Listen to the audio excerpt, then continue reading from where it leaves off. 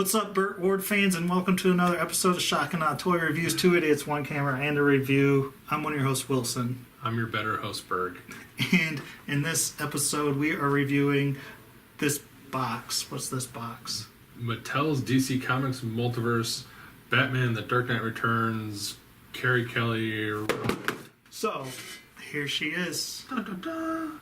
Why don't you explain a little bit about this toy, Mr. Rick? So this is a crappy Mattel toy of Robin from the seminal Frank Miller Dark Knight Returns storyline. Yes. And this is her second appearance as an action figure. And this one was her first. Nope. Okay. Second appearance. Do my research. Yep. A little disclaimer right there. Unfortunately, I could not find the first one to compare. Oh, you have? Yes. Okay. She is a DC Direct hunk of crap. This lovely figure has much more happiness. And yeah, it is designed to go with your 30th anniversary from Mattel Dark Knight Returns Batman. She's got a pretty okay paint job. I want to say it's not good because the art looks a little wobbly.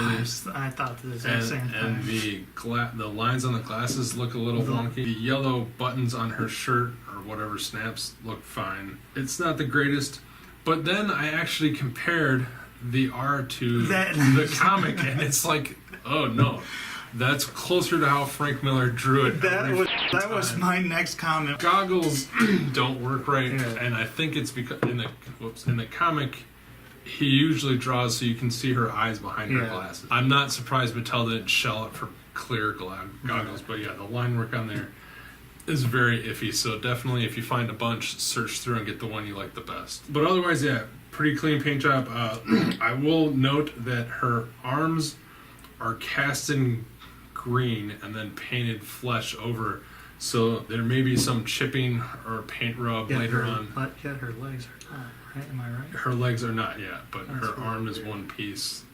Rather than making a swivel there, they just made a swivel down here and they painted her forearm.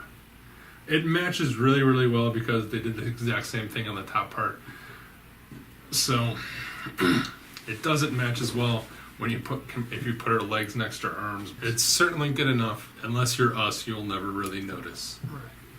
Now her sculpt, it's fairly simple, but there are some cool actual little details in here. Like they got the folds in her costume. The cape actually looks really cool. Again, this is not a cloth cape. This is one of those rubbery kind of capes that I really like. It's a type of plastic, yes. Okay, yes. And her hair looks awesome. So her hair looks just like a Frank Miller drawing, but without the heavy, horrible inks of Klaus Jackson. So other than that, yeah, it's pretty cool. They got the boots. They got the little, curled up boots. And while we're mentioning it, her hands are huge, but they were drawn that way. So again, I think a lot of design choices were just to make it look as close to the artwork as possible. I think she looks awesome. Very, very happy with her look. All right, so she moves around. Show us how she does it. Well, Superman's coming in, Supergirl later. So. She's got a ball-jointed head that moves side to side. Not much up and down movement, mostly due to her Robin collar.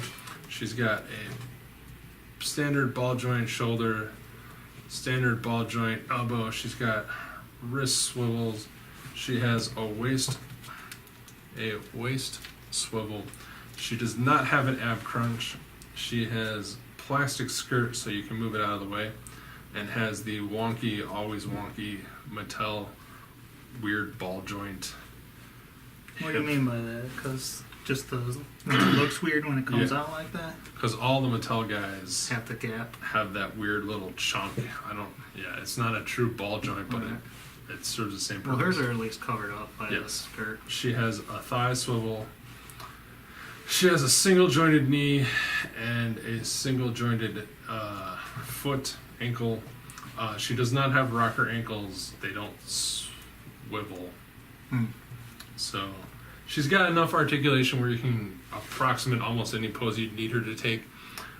I really would have liked some rocker ankles, but Mattel hasn't done rocker ankles in forever. I'm not surprised. I'm actually surprised she got as much as she did. She's got the one accessory. She comes with her giant slingshot, which looks ridiculously huge, but again, I went back to the source material and it's almost dead on. She can hold it really well. My big problem though is that it doesn't go all the way through her hand, or it doesn't come out the bottom of her hand. So she holds it at the bottom of the handle, which is not comic accurate for most of the shots.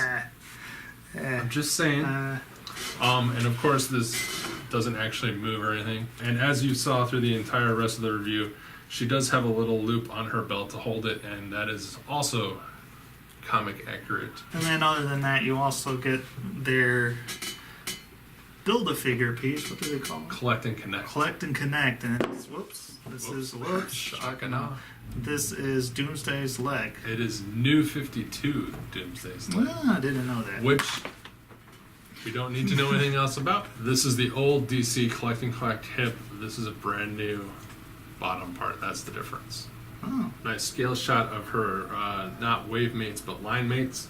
Other characters from the Dark Knight Returns line. And yeah, she's almost perfect next to them as she's, again, straight from the artwork.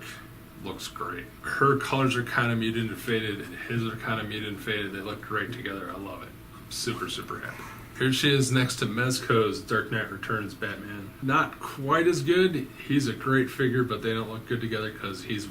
I hate cloth. Wilson. Still, not bad. If he's the one you got, you're not going to get her from Mezco. I guarantee that. And just to piss Wilson off, here's 3 examples of why he hates things that are fun. So much hate coming from my eyes right now. Mr. Berg, I will let you gush. I'm going to give her a 4 out of 5 hammers. She hits almost all the sweet spots I need of a toy. The only thing I really wish she had that she doesn't is rocker ankles. But I knew there was a 99% chance that wasn't going to happen. So I'm not surprised. And she's such an infinite upgrade of the other one that I can't show you. It's ridiculous. So she was always my favorite Robin until Damian Wayne existed, and then she also lives in the pile of death. But she's a great toy. I'm super excited to have her, and the fact that I finally have a Carrie Kelly Robin toy that I don't hate after 30 years of wanting one. Thank you, Mattel. Yeah, actually, I agree with you. I'm going to give her a 4 as well.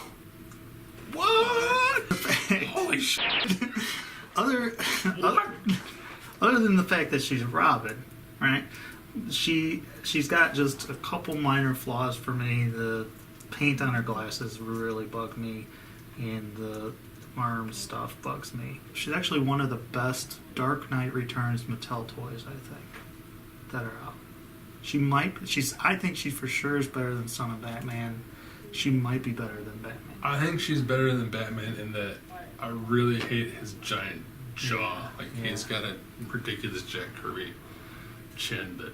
But she's articulated enough for what you pay. How much do you get? Well, how much do they cost? $19.99? Depending upon where you go, she goes anywhere from $20 to $25. Okay, so that's not bad, but you're getting a good amount. I mean, it's no Legends, but they're definitely on their way to competing with the Marvel Legends. If you like the Carrie Kelly Robin, it's the one to get, because you got 2 options. So that's been it for this episode. Like, subscribe, comment, all that good jazz. You can follow us at Shotgun Toys. You can follow Mr. Berg at Raggy Phil Smash. You can follow me at Scabs. Visit the Facebook page. It's all down here. Have fun with your toys. And until next time, when Mr. Berg says... Same bat time, same bat channel. Not really. No, we don't need that. I was going to point out a flaw, but that's what I thought. We're not reviewing the leg. I can't just show it. We show all the other ones. Not really. Well, you cut it all out. Exactly.